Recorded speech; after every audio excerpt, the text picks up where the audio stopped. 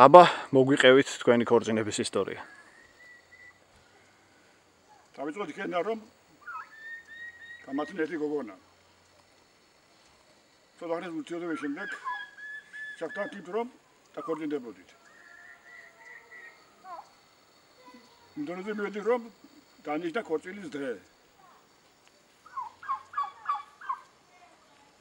მაგრამ სანამ წამოვიდოდით თბილისში და იქ იყო თბილისში. სანამ წამოვიდით თბილისიდან გურიაში ქორწილის დღეს წინ დღით ყოფილი საცოლე მეუბნება ვარს. ითქე მიზეზი.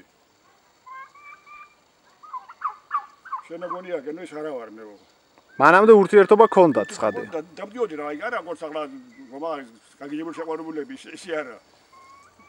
მე სასახში ვიყავ 25 წლის. იგი დაახლოებით ჩემი დოლარი.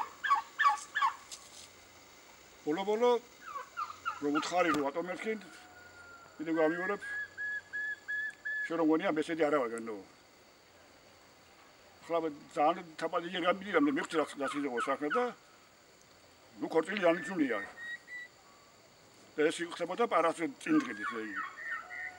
ქორწილი დანიშნულია ნიშნავს იმას რომ სუფრაც გამზადებულია ყველაფერი მაგიდან გაწყობილეს. 300 კაციანი მაგიდა. და ეს ამბავი გაიგო ჩემო ბიზნესშვილმა. რომელიც იცნობდა ჩემს დღევანდელი მეუღლეს. ისინი რა ახლობლები არიან ძალიან. და გაიგო იგი ასე ვაშმებუნება და ყოფილი საცოლე. რაქნა და დამიყვანა ამ ჩემ დღევანდელი მეუღლესთან. ის გავიცნია რომ ვაშლებუნება ჯარში მიყავენო და თუ შენ წაყვებიო ჯაიდან და ჯარში აიცილებს. ანუ უპატარძლო ქორწილის საფრთხე იდგა. თითქმის ეგრე იყო რომ არა ბიზნესშვილი შემდგე ვიოლას ალუქოზე. და დადო პატივი თმა მოიგოლა მედობოდა იმ ჩემ ბიზნესშვილს. დიდი პატივის შემდეგ დამთავრდა. ერთ დღეში?